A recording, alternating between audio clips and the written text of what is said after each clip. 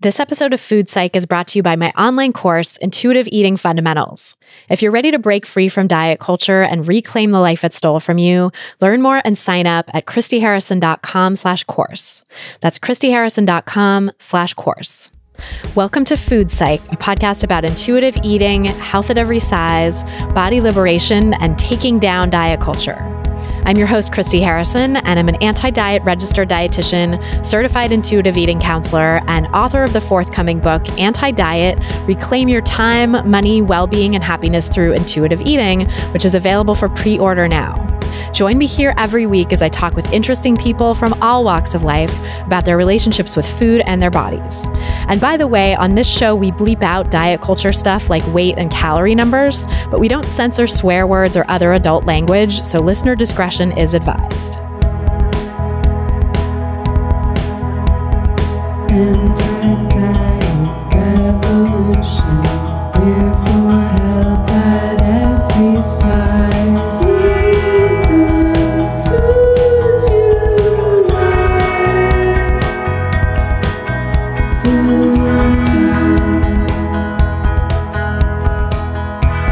Hey there, welcome to episode 209 of Food Psych. I'm your host, Christy Harrison, and today I'm talking with Amee Severson, a fellow anti-diet dietitian and activist.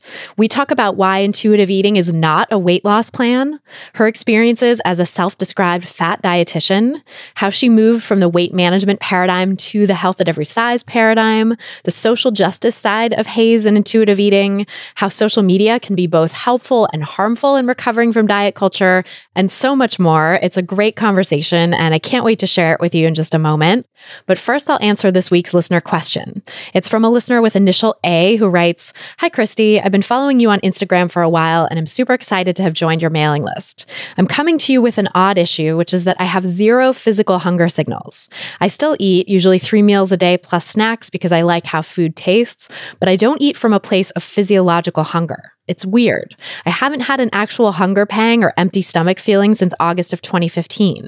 I was training for a marathon at the time, not sure if that had something to do with it. I think I could go an entire day or two without feeling hungry. The problem is I've never actually gone that long. I lost a significant amount of weight due to severe restriction twice in my life, so I have a very strong anti-restriction relationship and get very nervous about not eating for long periods of time. These 2 periods in my life were in 1999 when I was 15 and throughout graduate school in 2011 and 2012. I was never diagnosed as having an eating disorder at either of those 2 periods in my life, but I had all the telltale signs: weight below what I think is my set point, lost my period, counted and measured every single thing I put in my mouth, etc. I'm 100% committed to a lifelong anti-diet approach, as hard as that is some days. I feel so disconnected from my body, though, given that I don't have hunger cues to guide me during this process. I've had a number of blood tests taken and physicals done over the past few years, by the way, and in all cases, I'm told I'm very healthy. Doctors seem fully unconcerned about my lack of hunger signals, which surprised me at first. Now I realize that given that I'm a quote-unquote healthy weight, they just don't see it as cause for alarm. I would love to get to the bottom of this somehow, though. Do you have any patients with this issue? Is this something you could offer advice about? So thanks, A, for that great question. And before I answer, just my usual disclaimer that these answers and this podcast in general are for informational and educational purposes only and are not a substitute for individual medical or mental health advice. So yeah, I first of all want to send you so much compassion because it sounds like you've been through a lot in your life and your relationship with food. And you've definitely had some seriously disordered eating during those periods in your life. And it sounds like you've come a long way in your recovery since then, in the sense that you really want to do right by yourself now and not restrict and deprive yourself, which is awesome.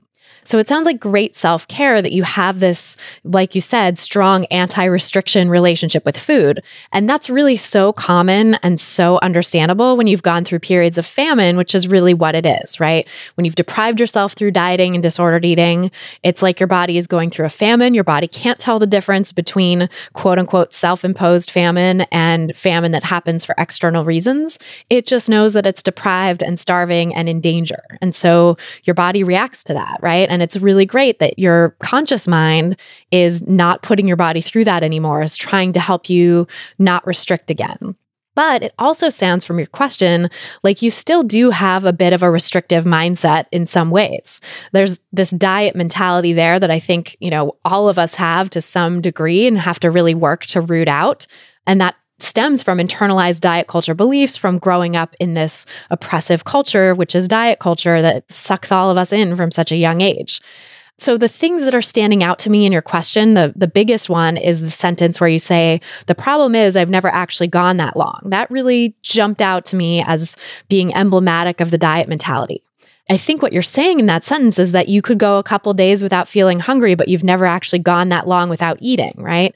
And why on earth would you want to do that? Why would you ever want to go a couple days without eating? That's not okay.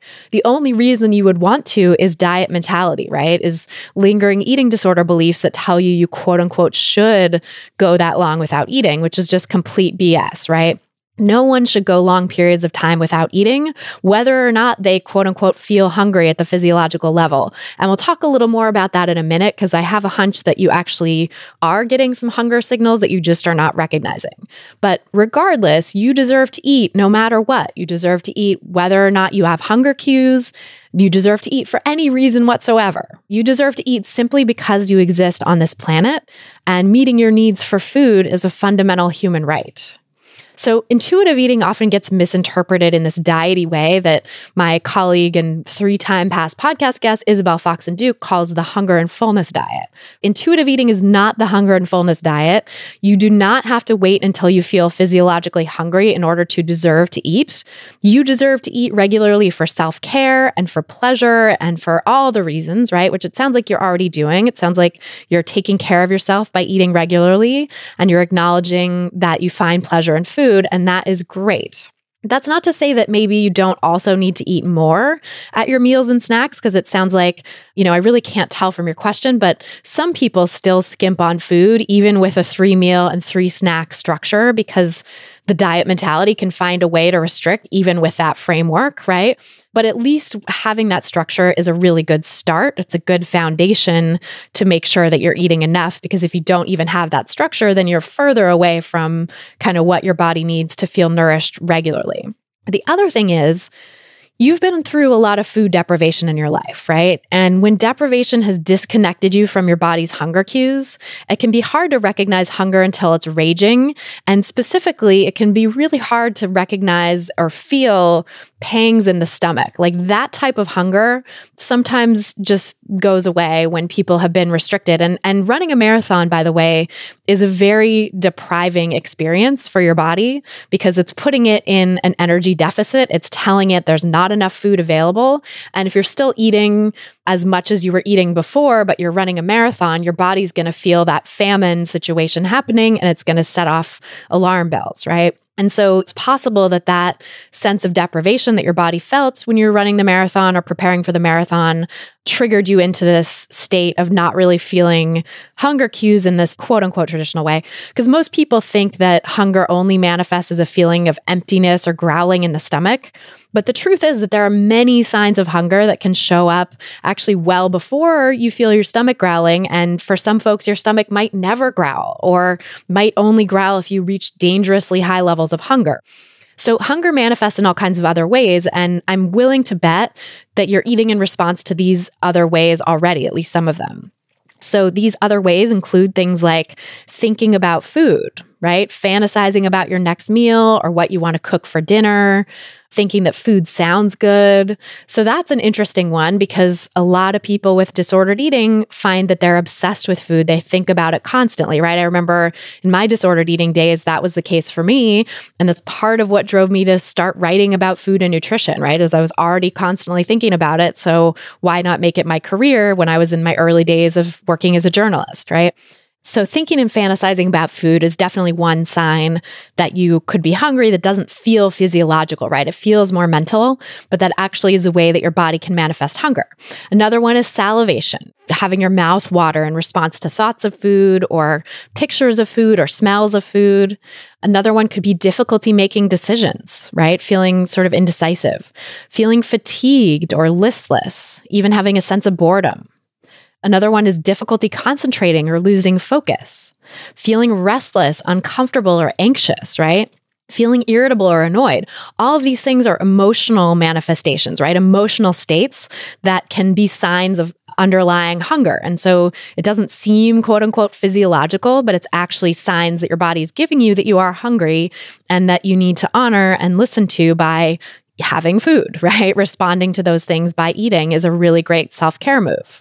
Another one could be sweating, which is a physiological sign, but sweating in the absence of heat or exertion, headaches, or nausea. And these last three usually signify a pretty high level of hunger. So if you're at the place where you're having sweating, headaches, and nausea from hunger, that means you've probably gone way too long without eating, right? You're really deprived. So if you feel any of those symptoms that I just mentioned, those can also be clues that it's time to eat, even if you're not experiencing stomach sensations of hunger like growling or hunger pangs, right? Those quote unquote classic sensations of hunger are so not the whole story. They're just the tip of the iceberg when it comes to telling your body that it's hungry, or your body communicating to your brain rather that it's hungry.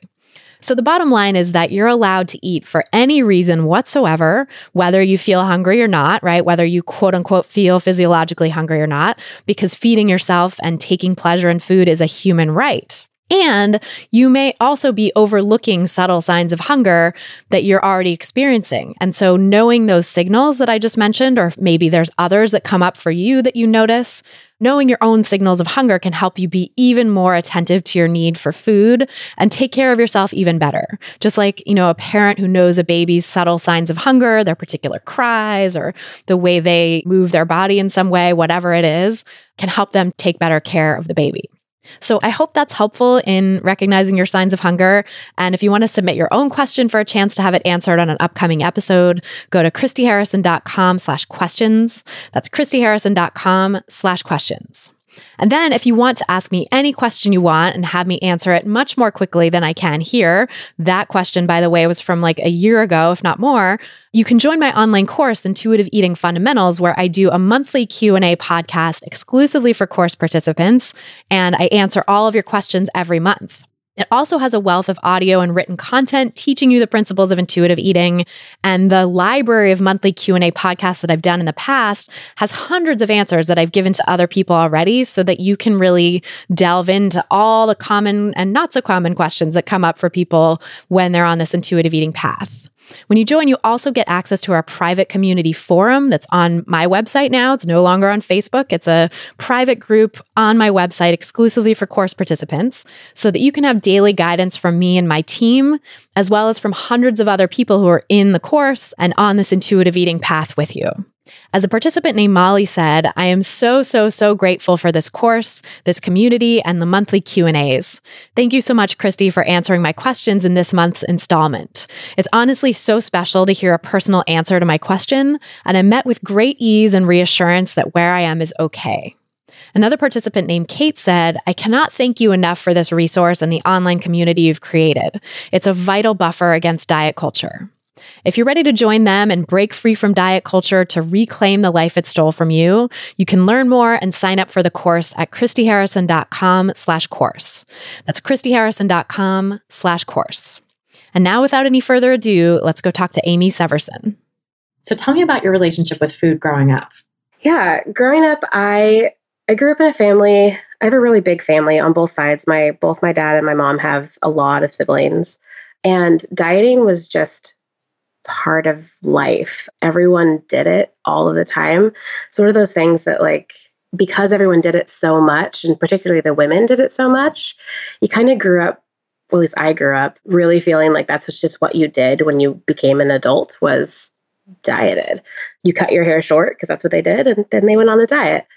So it was just really normal. Like, I remember my mom doing diet after diet when I was younger, when I was a kid, and just never being satisfied with her body and never being really comfortable and okay. And she was a single mom and was kind of always in and out of the dating scene. And I think that probably played into it a little bit for her too.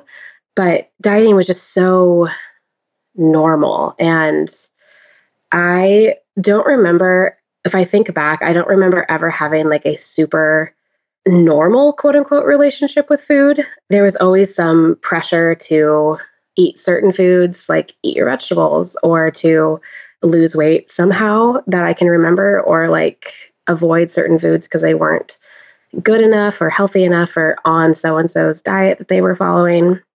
And that was just kind of my whole childhood. I don't think I started any explicit diets until I was probably middle school-ish, but I became like super aware of my body size and being a little bit bigger. And I come from a bigger family. Like everyone is a little bigger, and that's okay. It's just kind of how we are. But it was bad for me, you know. I remember it was one of those stupid things in elementary school where they weigh you in front of the entire school and then like everyone talks about it, which is just super great. Oh, horrifying. Yeah, like why did they do that? I really hope they stop. Like I hope that's over. I kind of doubt it, but I can hope. I know. I feel like that public shaming of kids for their weight has just increased with like the BMI report cards and the supposed obesity epidemic, quote unquote. There's just more and more terrible weight stigmatizing interventions that are happening to kids now. Yeah, exactly. And it's like that was a big moment for me when I realized like where I sat in comparison to the rest of the class. And it was the first time I was really like I want to say like intrinsically motivated to lose weight, but it wasn't intrinsic. It was definitely a lot of societal pressure and societal fat phobia. But I also had this like really strange dynamic with my body growing up. My dad was with a woman during my like early childhood who was very, very body shamey to both me and my older brother. But she would like hide our Easter chocolate from us and tell us that we didn't need it because we would gain too much weight. And I was 5, and there was also a lot of like wrapped up in like what you're supposed to be like as a woman, like how you're supposed to be there to please men. And so it was all very aesthetic and very like, you're supposed to be sexy, which, yeah, let's just hypersexualize 5-year-olds forever. And yeah, that is terrifying. Yeah. So my like whole childhood was just wrapped up in this like rules, food rules and weight shame. And then it all kind of got a lot more intense when I saw my first dietitian when I was 11 or 12. Terrible experience. She was the only dietitian in my hometown, which is not the case anymore, but she was the only dietitian in my hometown. And I remember she put me on this like really restrictive diet. Like looking back as a dietitian now, I'm like, oh my God, why did you do that to me?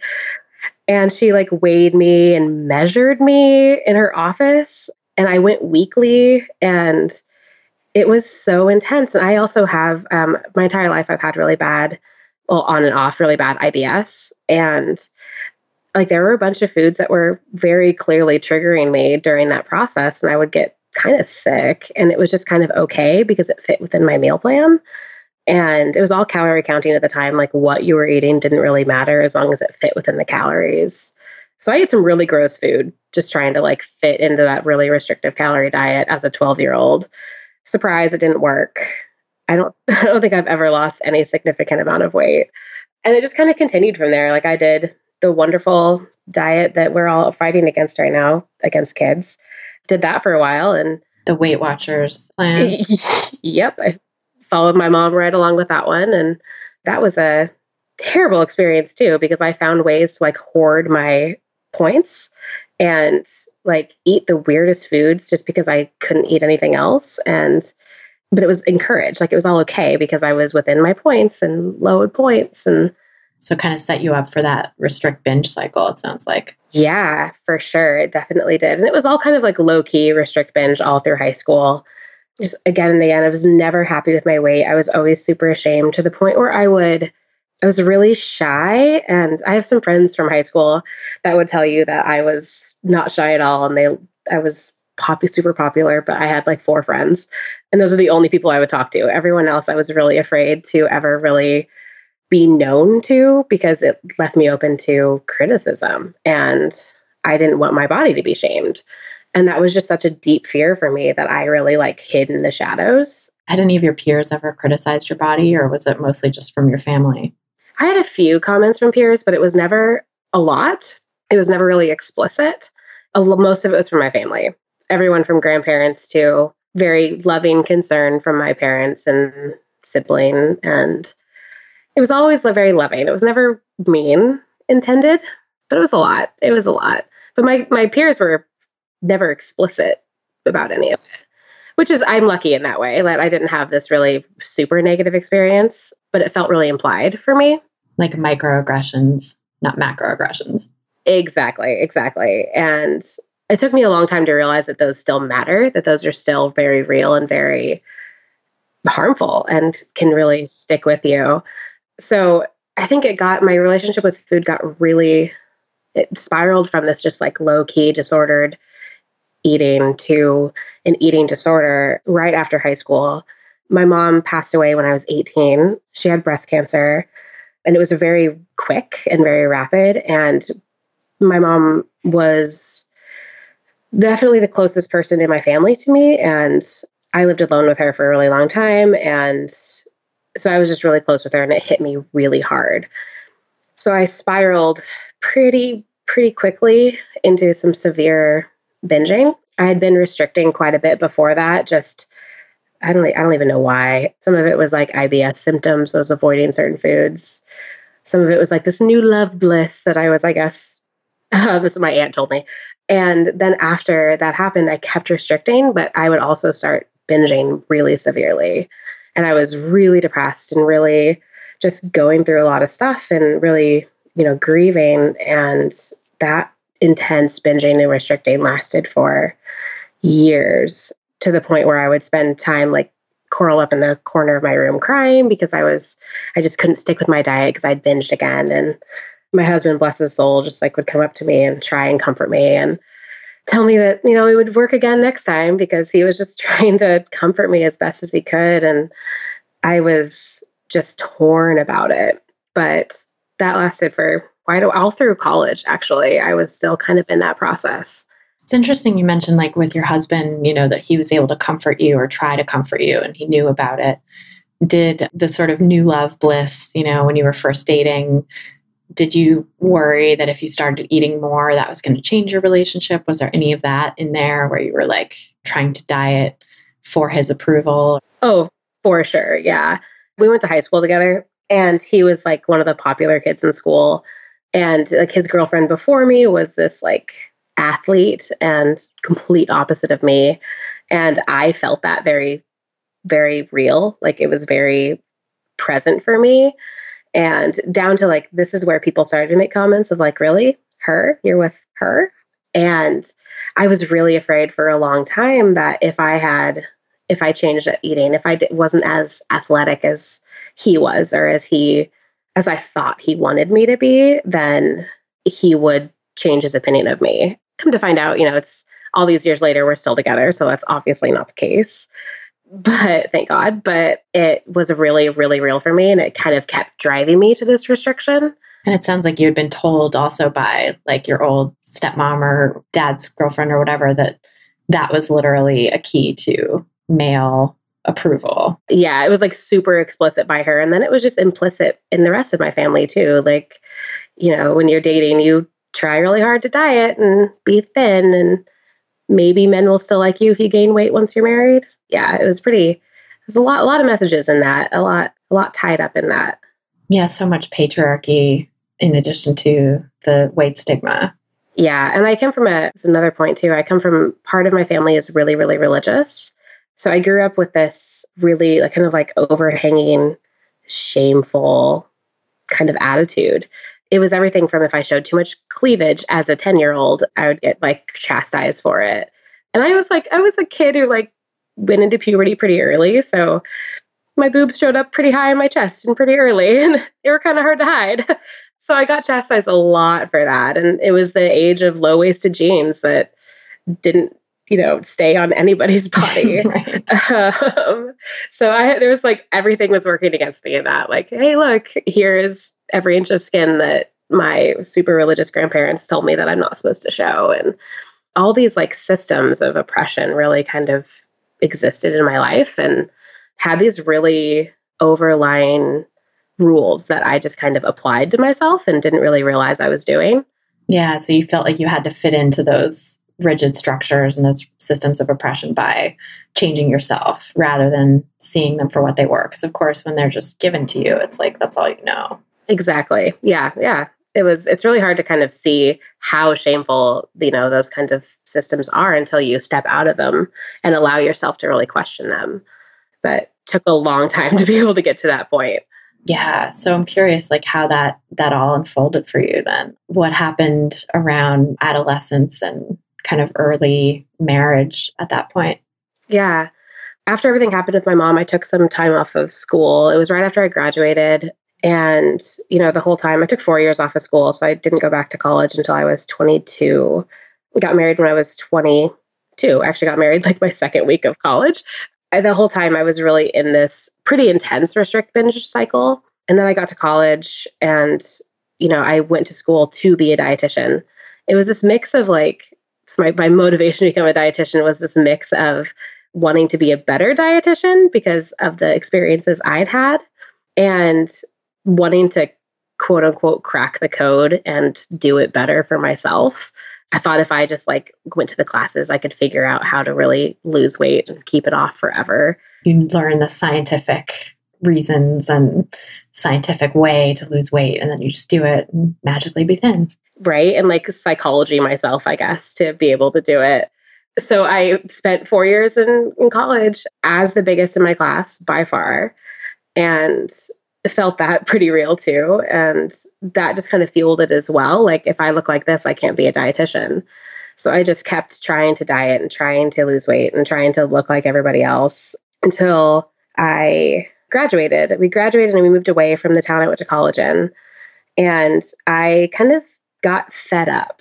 I just was exhausted. I was exhausted of just feeling like a failure all the time. Because every time I would binge, every time I would quote unquote fail a diet, I felt like a failure. So I started just frantically looking up eating disorder therapists. And I booked an appointment with the first one who responded to me and told me that they had open availability. And thank God I did, because all these years later, I'm actually still seeing that person. And it was life-changing for me to start that process. That is amazing. And also shows a lot of foresight that you were able to see, okay, this is not this is disordered behavior. I need help with this. And I'm going to reach out to someone. Because I think in diet culture, especially for people in larger bodies, the tendency is just to blame yourself and feel like you need to diet harder, which it sounds like you did for a while. But then eventually you sort of were like, okay, I can't do this alone. I need help. Yeah, I'm not really sure what it was that made me switch. Health at every size was not a thing for me at that point. Intuitive eating was probably a term I'd heard very vaguely from another therapist, but it didn't apply to me until I was thin. It was all very vague and amorphous. But I did have this weird, all through college, at the very least, all through college, I had this very intense feeling that I shouldn't, as a dietitian, I shouldn't be telling people to avoid certain foods or be that restrictive, as restrictive as these ridiculous diets all tell us to be. And I have no idea why I had that feeling and no idea why I didn't listen to it for myself. But it was just so intense, to the point where people would start to talk about these diets and I would get mad and I don't know why. But it was so real. And I think that's probably whatever that piece of me was really pushed me to seek out someone who could help me. And I'm really glad that I found the person that I did, because it all kind of went from there. Yeah. What did you start to learn in therapy that helped you change your relationship with food? Yeah, I think within the first couple sessions, the first couple were obviously me just spilling my soul. And within 2 or 3 sessions, I swear, is when she started to talk with me about HAES. She started to talk about health at every size. And I'd never heard of this before. And I was baffled. And I think it took me a while to really believe it. I read a few really straddle the line books about binge eating and about restriction and about weight loss. Really wanted to believe those ones. Really wanted to believe that the key was to lose weight and then it would all just kind of be better. Right. Losing weight will magically cure your binging. Right? Yeah, that's not true. Nope. Not true at all. And I just it. I think it took some convincing and just kind of slowly reading more and more radical books and listening to more and more radical podcasts. And it really kind of started to click. And then we started to talk about intuitive eating. And, at this point I wasn't a dietitian at this point, but I was a DTR, a dietetic technician. And so like I felt like I knew all this nutrition stuff. So it felt so weird to me to be having someone else like tell me there's a different way. Like there's more than just making sure you get X amount of whatever in a day. It was shocking to me. It was shocking to my brain to realize that it could be different. Right. Especially after you'd done this whole degree and you had done the dietetic technician registration. There's so much emphasis on numbers and counting and all of it that, yeah, it is just such a radically different thing to think nutrition and these minutiae are not the only way to see the world and to see your relationship with food. Yeah, exactly. Exactly. And I'm really glad I learned all this or started on this process before I became a dietitian. I feel like it saved me from feeling more shame about some of the early things that I've done. Should say that. So I feel lucky, really lucky in that regard. Yeah. And really lucky that I found the therapist I did. It was serendipitous, I swear.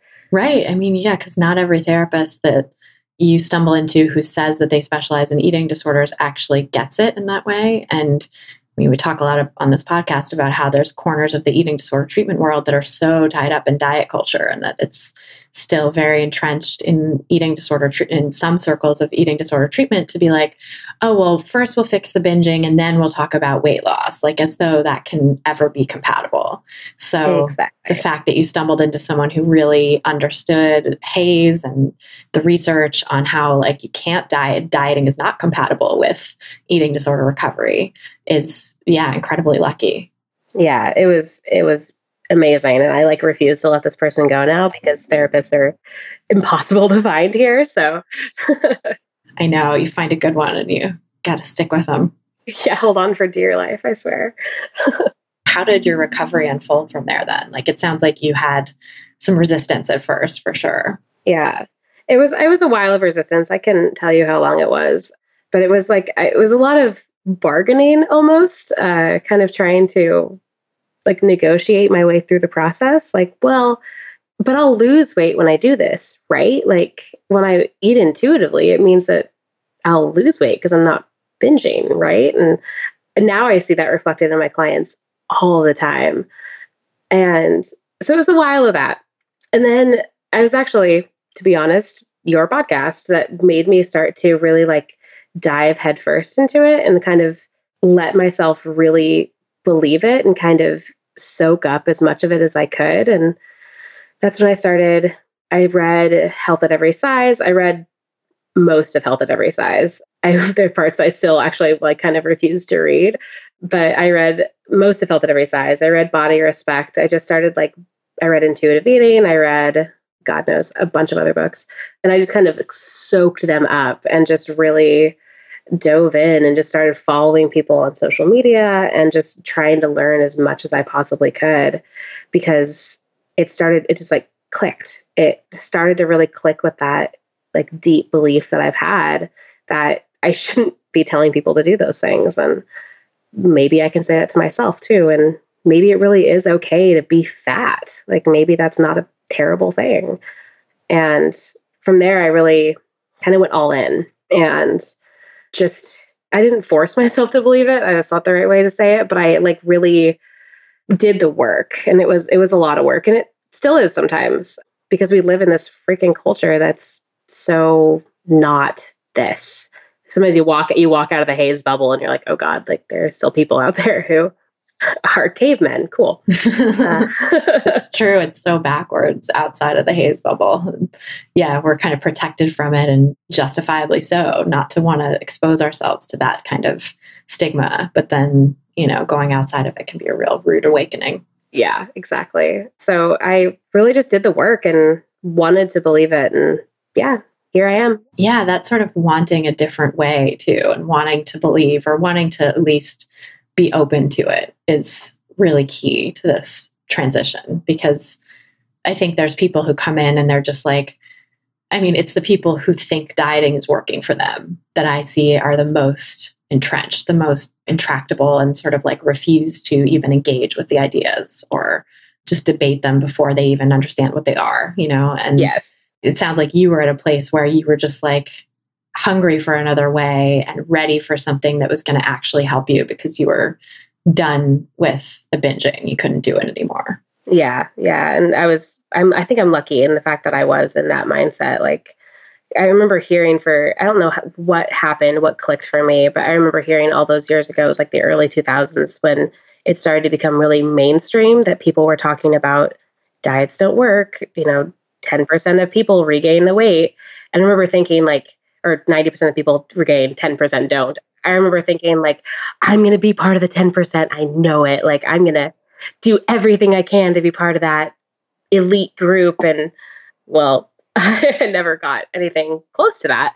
So just something like all this information is kind of like marinated long enough for me that it really became real.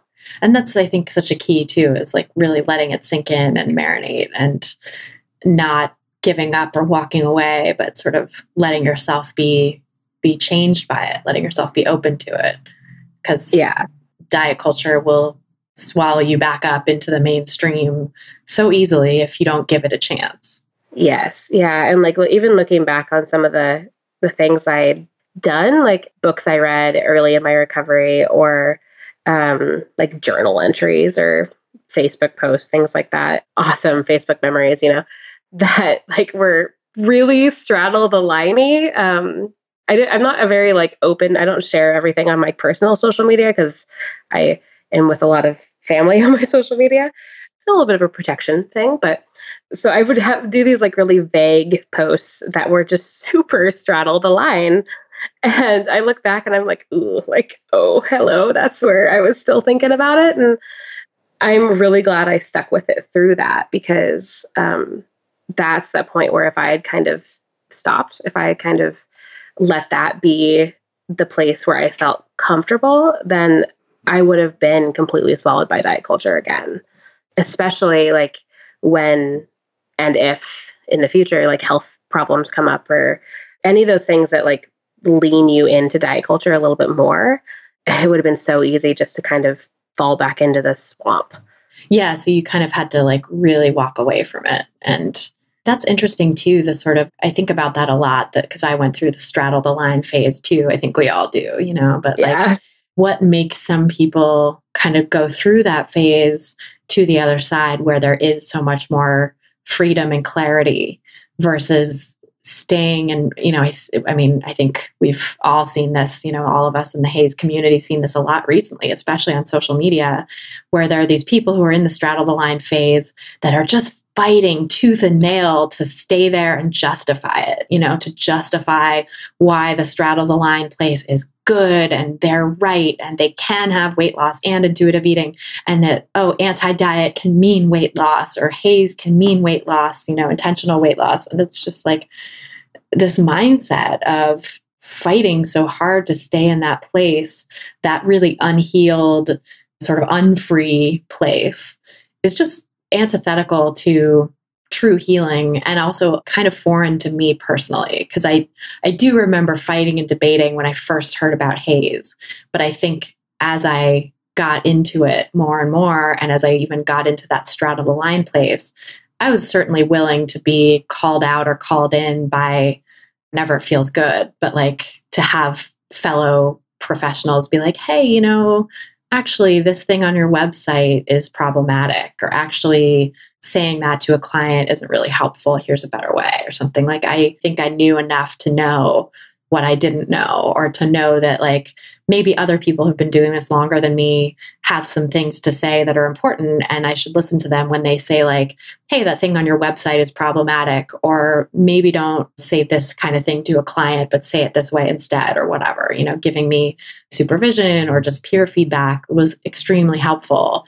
And I was able to hear that and do better versus, the people that we see on social media kicking and screaming and fighting for their fence straddly position are just unwilling to hear that feedback. And it's not getting in there, and I think it's just interesting to me how different people can be on that front. Oh, totally. It's like, I feel like that's like the threshold where you cross that like Dunning-Kruger threshold where suddenly you're like willing to realize that or able to notice how little you actually know. And it is like, I'm way more willing and actually kind of crave being called out now versus then. Like, I think it would have like hit me really personally to be called out back then. Now it's kind of like, this isn't a personal attack. I appreciate you trying to help educate me in this process. But it took a lot of work to get here and a lot of acceptance. It's a very vulnerable place to sit, but it's very important because there is so much about this I don't know. I didn't create HAES. I didn't create intuitive eating. It wasn't even created in my lifetime. And there are so many more marginalized groups than me and that I'm not included in. And they have so much information, so much knowledge, and so much history that is so important to this whole world, a whole process. That's, such a great way to put it. And that ability to depersonalize it and to say, like, this isn't just about me. This isn't about me at all, really. This is about this larger movement and the effort to do no harm or to do better. Maybe I can give up my own personal feelings of being attacked or feeling defensive in service of something larger than me and allow myself to be changed or to grow from the input from these people with such valuable perspectives. Yeah, for sure. And like, it's also very real to still feel attacked sometimes and to still, really take it personally, which happens. We're human. And to be able to, have a space where you can unpack it, where you can like avoid that knee-jerk reaction of emotionality that maybe is not the point, is super important, because then we can really learn. When we have that knee-jerk defensiveness, it's actually a sign that we need to take a step back and see what it is that we are feeling defensive about. Like, why are we feeling so attacked? Right. What is it about this idea or this person's way of approaching us or whatever it is that's making us feel attacked? And it's not about them. It's about like something in me that maybe needs attending to. Yeah, exactly. How did you get to that place of that kind of openness and ability to engage with this process from the place of like fence straddling to the place you're at now? Some of it was that progression of radical ideas that I kind of stepped into, going from just the very basic concepts. Like, I think the first thing I did read was, the first thing that was really HAES based was Health at Every Size. And then I kind of got more and more radical. Like, started to really read into Sonia Renee Taylor's work and Virgie Tovar's work and Jess Baker, and just really kind of like dug into more and more radical stuff and more radical social media, and realizing I'm very like cautious. I'm kind of shy by nature. So I don't like post on things very often, like Facebook groups and stuff, but I observe. I'm a lurker. So I see people, like I would see people get called out and I would see the reactions and see some of the things people would say, like, hey, if you're feeling defensive, this is a sign. And then that kind of started to give me like my own introspection with that. Because when I started to notice when I would feel defensive about someone else's posts or a comment I would hear someone say or a podcast, like, whoa, that was not a personal attack on me. This person is not speaking directly to me. And then some of like, that was like the very basic work of starting to realize that needed to happen. And then things like working with Dana and Hillary at Body Trust and Be Nourished also really brought that into perspective, because we talk a lot about that in the Body Trust provider trainings. A lot about, at least in my cohort, we're very, let's call each other out and be really, open with each other about how it is and know that it's not a personal attack. And it was just really present in all that, in all those conversations and all that training. And so I just kind of went from this observational to this very experiential thing. And now I don't crave being called out because it still hurts my little shyness, but I know that being called out is not a personal attack. I know that very logically, and I can kind of sit with it. That's huge. I feel you very much on that front. Like, I also am pretty shy and introverted and, need a lot of space to process things and social dynamics and all of that stuff. So it's tough to be called out from that perspective. And it's just tough to be called out in general. But yeah, I would much rather know. I would much rather be called out on something that isn't landing with a group of people who's more marginalized than I am than not to know and keep doing something that's harmful. And I think too, it's probably important to note here, like, I think that it's really important to dig in and introspect on our own reasons for reacting to something when it's not abuse, right? When it's not like stigma, when it's just, hey, this hurt me, or this is hurtful to a marginalized group of people. Like, heads up, please stop. Like that's not abuse. That's not stigma. That's advancing the cause of social justice, to call people out on something that's harmful. The stuff that's not, that you don't need to introspect about or feel bad for having your own reaction to or defensiveness of. It's like if someone is stigmatizing you for the size of your body or the shape of your body or your skin color, or your gender, or any of that stuff, it's like that's just straight up oppression. And you have every right to feel every way about it that you want. Yes, please feel whatever you feel about being oppressed and marginalized. Please feel that strongly. But it is, it's when you feel that fragility, it's like, maybe think about it. Maybe it's a sign to think about it. And it's not an attack. It's not a personal attack on me to say, wow, the way you worded that was a little bit tone deaf. It's a learning opportunity, but it takes some patience with yourself even to kind of, and some really self-compassion and some kindness to really notice that it's okay to feel defensive and fragile and to then unpack it. Right. It's okay to feel defensive and fragile and unpack it, and then maybe come back to whoever brought you to that, information in a way that is not lashing back at them, but thanking them for their service, thanking them for their labor and bringing it to your attention. And then like, if you have to, which I often have to, it's like to say, thanks so much. I appreciate your labor in doing this. I'm taking this into consideration. Please know that. And now I'm going to go off in my corner and like process and not be here in public processing. Yeah, exactly. I'm curious also to dig into your experiences of marginalization in the world as a dietitian, specifically like being a fat dietitian, having that experience of being the biggest person in the classes, and kind of how you got from the DTR place to deciding to go for full-on RD registration, and what it's been like for you to be a dietitian, probably experiencing people's weight-related microaggressions or sometimes macroaggressions in the field, and how you process that.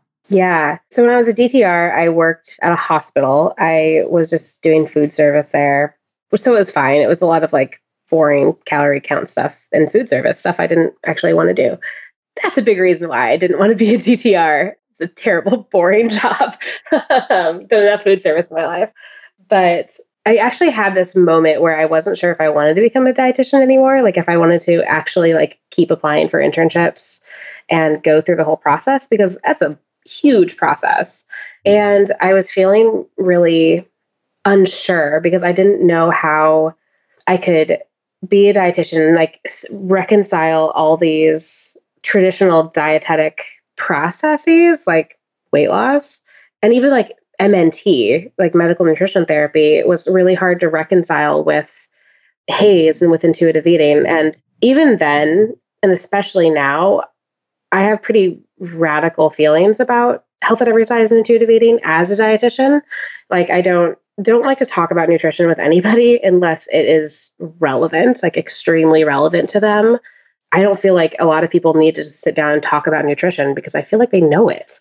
The gentle nutrition principle of intuitive eating is one I feel like they don't need to hear from me. I will bust some myths and then we can move on because it doesn't need to be this big thing. But having those beliefs even then and trying to reconcile it with what a dietitian is quote unquote supposed to do and supposed to be was an interesting process and took some unpacking and some kind of figuring out. And then I realized that it was okay. That was okay.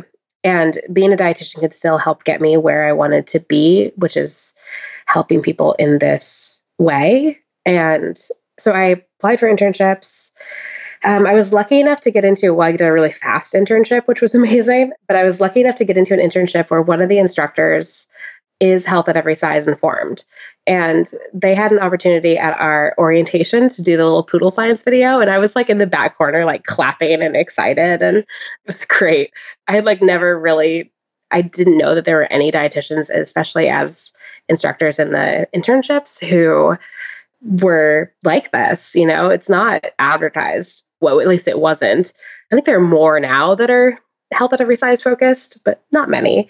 Who was it? Was it anyone we know, or? It was Allison Harmon at Iowa State. Okay. Oh, that's awesome. Yeah, it was. She wasn't even my instructor, which was sad for me.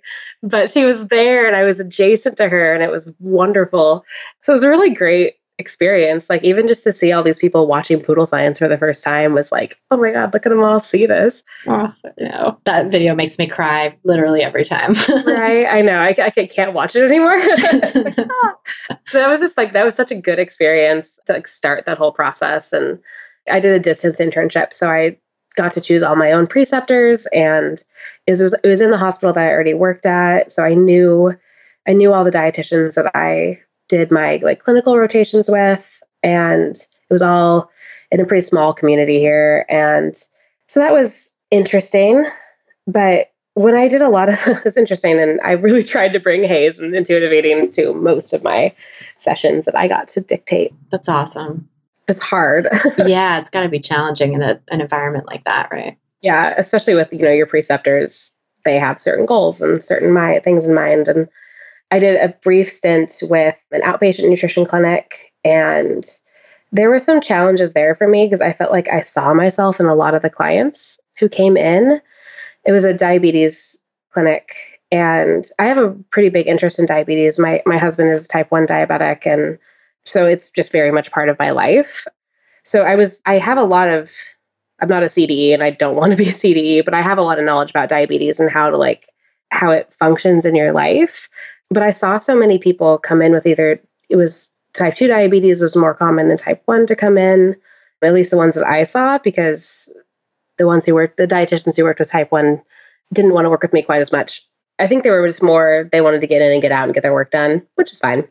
But I saw myself in a lot of the clients because especially there's a bariatric surgery program in Washington State through state health insurance, which is so problematic in its own right, because state health insurance here also doesn't cover, I think in most states, doesn't cover medical nutrition therapy for anything other than like couple diseases, and apparently bariatric surgery here in Washington. It's horrible. It's horrible. So a lot of people end up choosing bariatric surgery, and they're X amount, I don't know how many, of required dietitian visits before you're allowed to qualify for surgery. And I sat down in so many of those sessions and just watched the person across from me just kind of reflect not only feelings, but experiences that I'd had in my life. And it was strange. It was so strange. And all I wanted to do was like, this isn't what you don't have to do this. Like there is so much more. And I could just tell that they were at I wasn't allowed to say that for one thing, but also I could just tell that they were at this place where this was their only hope. It felt like it was their only hope and their only chance. And it was heartbreaking. Then to see so many of those people and to know that that's still happening is so hard for me. And that was another moment where I'm like, shit, did I do the right thing? Like, yeah, do I really want to be a dietitian if this is how it's going to be? If I have to do this, is this really what I want to do? And luckily that wasn't, I had a good time in that rotation. I learned a lot, but I was pretty overwhelmed by a lot of that stuff. It sounds like it, hit really close to home for you. And you weren't allowed to kind of bring in the HAES and intuitive eating stuff that had been helpful to you. So must have felt very stuck.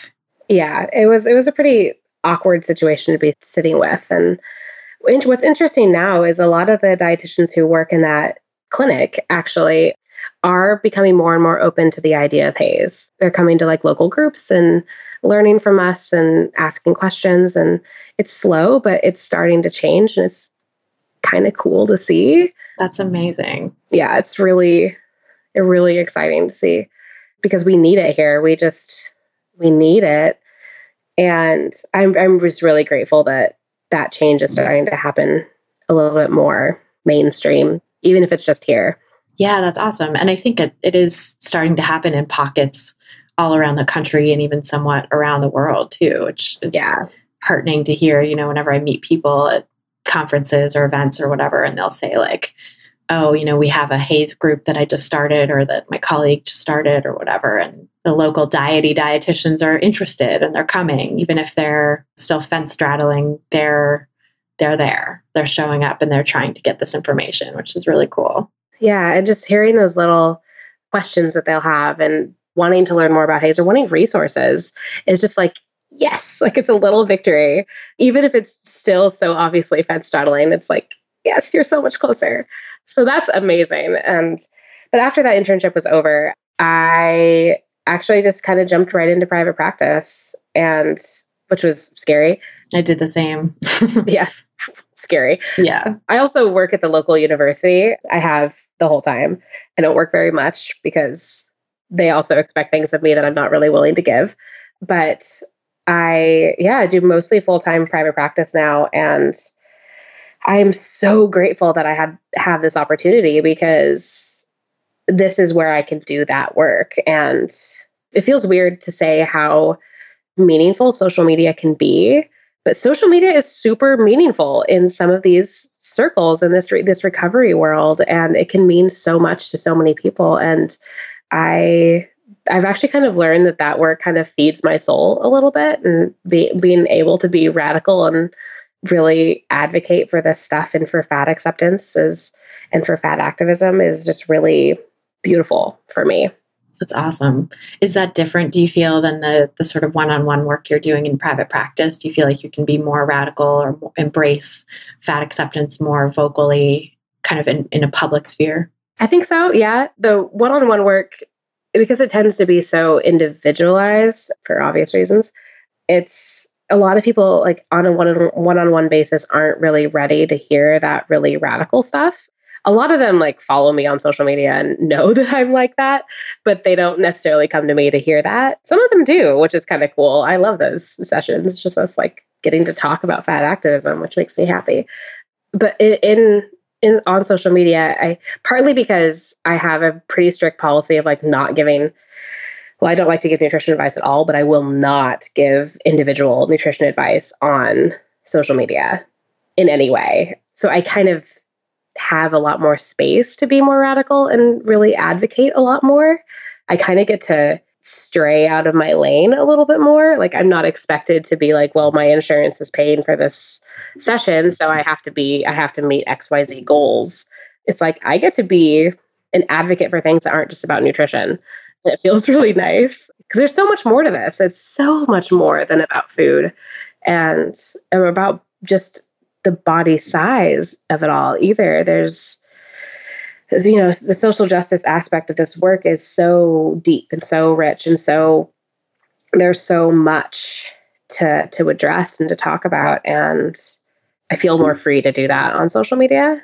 I feel that. I asked that question because I definitely feel the same. Like in my practice, especially when I was doing more one-on-one work, which I'm not doing as much of anymore, but, doing kind of more group work and still some of the one-on-one, I feel like very attentive to the individual's needs, obviously, because that's what it is. That's what it is when you're doing one-on-one nutrition counseling or coaching or whatever it is. But yeah, in social media and writing and the podcast, certainly, I feel like the world opens up to talk about and encompass these much bigger ideas that really inform what the people who are coming to see me as individuals are going through, right? Like it's like diet culture is the reason that a lot of them are here, stuck in this place in their life or coming to see me.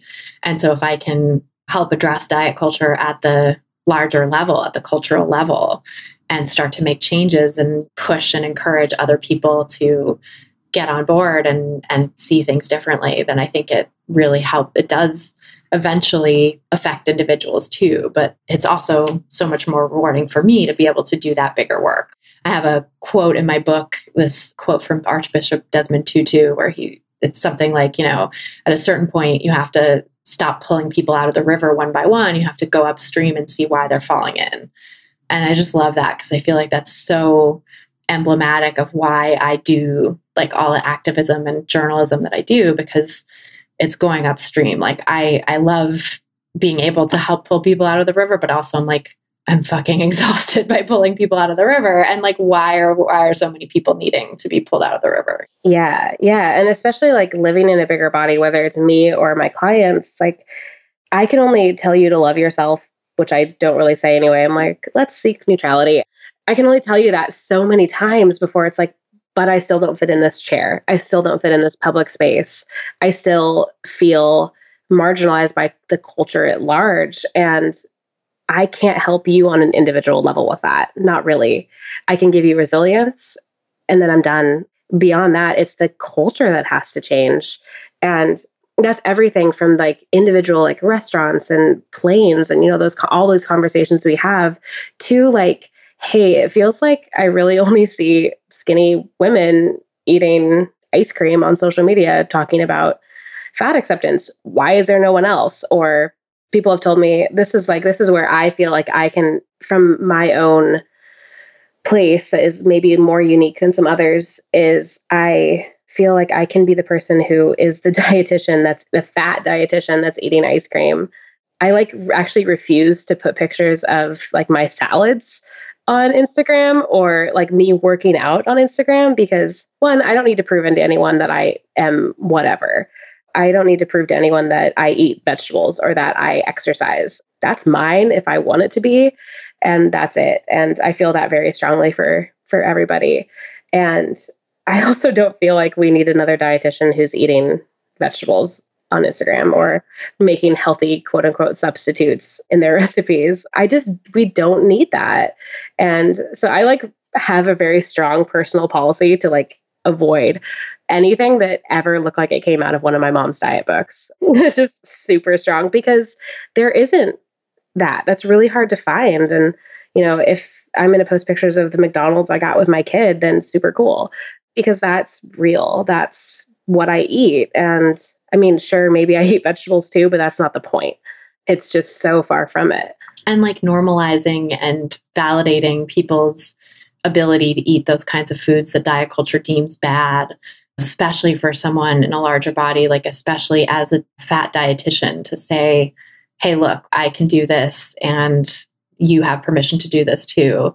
And modeling that, because, we were talking a little bit earlier off mic about how there was no one kind of modeling to you what it would look like to be a fat dietitian and like a Haze dietitian before you stepped into the role that you're in now. And so to be able to offer that to other people is really huge. And I think is culture changing for sure. So much more so than if you were to be like, and also here's my salad. Like, cause that's just like, yeah, the world does not need any more of that from dietitians in any size body or any person in general. Like, I feel like there's diet culture does way more than enough of that for everybody. Yeah. And I think that's one thing I definitely get from like working with individual sessions is I actually kind of get to hear the client's needs of what they like, what representation they want to see. And if it's something that I can offer, I kind of want to try to offer it because no one else is. Well, I'm sure there are some people doing it, but there are so few people doing it that it's not saturating. It's not the message we take away. And because of all of that, like this has become a very passionate thing for me. Is just like I have like a little sticky note next to my chair at my office. I write down, someone's like, well, I'd never see, or someone kind of shamed this frozen meal from Trader Joe's. And that's what I have on a regular basis. Like that made me feel really bad. I'm like, all right, let's talk about frozen meals sometime on social media. Let's talk about this. And it kind of gives me an opportunity, like one, to kind of see what other people need, what other people are seeing as a lack. And if it's something that I can offer, I want to offer it. If it's not something that I can offer, then I want to help them find those people who can. Because there are those people too, like people who are searching for dietitians of color or male dietitians or fat men dietitians or anyone talking about male body image, all these other areas that we're lacking. I want to help them find that because having representation and really feeling like you are not only that people like you exist, but that you are valid in this intuitive eating and health at every size space where it means eating ice cream for dinner or whatever weird fears we have about what intuitive eating means for us, never eating a vegetable again kind of fears. Those are, you get to exist. You get to be represented and seen and just be in the space as well. And it's kind of hard to see when there's a lot of salads and a lot of thinness floating around. Right. It can take over. And because that stuff is so the norm in diet culture, and that's so like salads and thinness and glorifying thin people maybe eating ice cream or like, oh, look at me, I can eat whatever I want and also I'm thin. Like that's just so the same old in diet culture. That's so the norm of it that it's not really going to affect change. And I think can actually be really triggering to people who are new to this movement, especially, and especially the folks who come in and like maybe have been galvanized by some of the radical fat acceptance messaging and history and roots of HAES, and then see that like the HAES hashtag on Instagram is taken over by thin people, some of whom are actually talking about intentional weight loss, and tagging their posts as, or like weight loss journeys, right? Like someone in a larger body who's like, performing health to try to get out of a stigmatized group. Yeah, that is not helpful. That is not, and that can actually set people back a lot. I mean, I always say like, social media can be so helpful and such an important tool and asset, or it can be so detrimental. And you have to really proceed with caution. And I think pick and choose your sources very carefully, which is why I like curate my guests so carefully on the podcast too. Because I'm like, these are people who have messages I want to support. And maybe don't just click the hashtag at random and expect, that to not trigger you, because it probably will. Yeah, I'm a pretty big advocate for not following any of those hashtags. And it turns out, like, with some of the things I've seen over the past few days in particular, I'm really glad that I am not following them and I haven't told anyone else to follow them, because people are like co-opting these terms and these hashtags in order to, I don't know why they're doing it, but use in their weight loss journeys and but it's just good for me to do this, or I love myself enough to do this. Oh, it's all bullshit. It's all bullshit. All bullshit. The love yourself thin diet. That's just, just as ineffective and stigmatizing as any other diet. It's still a damn diet. Yes. So funny, like how and there's this one person that I think a lot of anyone who follows me on Instagram and has followed this debacle over the last few days as we're talking, although this will probably air months from now, but sometime over the summer, late August, early September, this has all been going down. There was some drama. There was some drama, yeah, from people who like call themselves anti-diet and are somehow trying to co-opt the anti-diet and HAES ideas for, and saying that like intentional weight loss is compatible with that, which it's just not. And it's so tough, I think, because again, that's the people who are in that fence straddling place, who are trying to, and arguably also kind of using intuitive eating and anti-diet and HAES for their own ends, maybe not that interested in actually knowing what they are, but to give them the benefit of the doubt, maybe coming into these movements and have some good faith effort to try to learn about them, but then they have their other foot so squarely planted in diet culture and in this like business model that thrives on weight stigma, that it's really incredibly harmful. That fence straddling is so harmful. And I think that's something that, when people are new to this movement, it's hard to understand maybe, like why can't we have both? Why can't we have HAES be for the people who need HAES, quote unquote, and then weight loss be for the quote unquote people who need weight loss, and everybody gets what they need. And it's so hard to like explain why that doesn't work without triggering the criticism of like, well, you're so black and white, and why are you lacking in nuance? And it's like, yeah. Oh my gosh, yes, that argument. It's everywhere. And it's so like, that's how you straddle. Like, well, some people really need weight loss. Like, no, you cannot be HAES and still advocate for weight loss for anybody.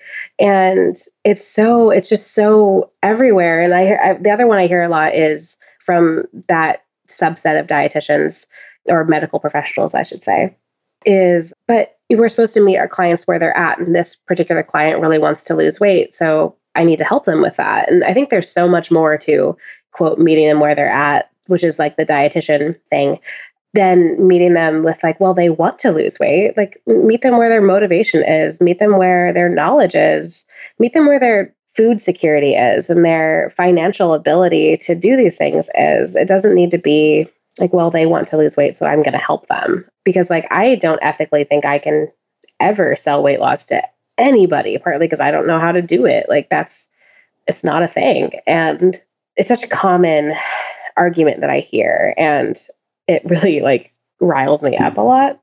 And the other like hashtag problem I see a lot on Instagram or social media in general, I guess, is intentional weight loss is not diet culture. Like I've seen that lately. Oh, It's making me wild. It's so just missing the point because diet culture is still diet culture. Like you can pursue weight loss. Like I'm all for body autonomy. And so is every other health provider or Hayes health provider, where we all very firmly believe in body autonomy. You get to choose what to do with your body.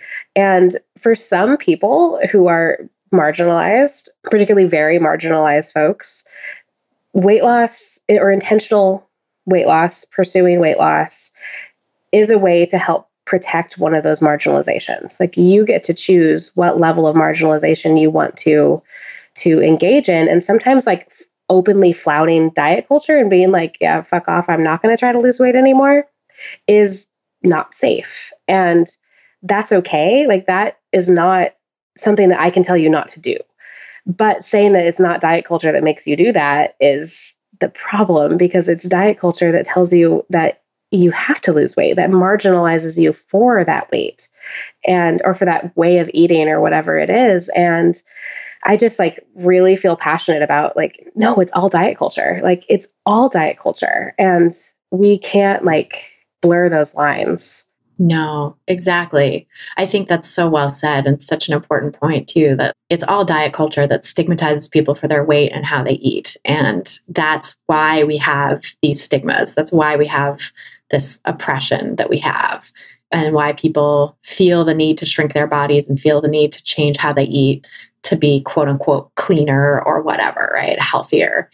And we can't change what the roots of that are. If that's the only solution that you feel is within your power right now, because you are so marginalized and stigmatized that being firmly anti-diet and vocally anti-diet is unsafe or puts you at risk of further, fat phobia and stigma or marginalization of other identities as well, then like, I understand that. And I still want to bring down the oppressive forces that force you to feel like that's your only choice, and it's not your fault. Like if you're dieting and trying to change your body or change how you eat in order to escape weight stigma or in order to escape any other sort of stigma, I get it. And nobody should have to do that. Yeah. Yeah. Like that is not an individual problem.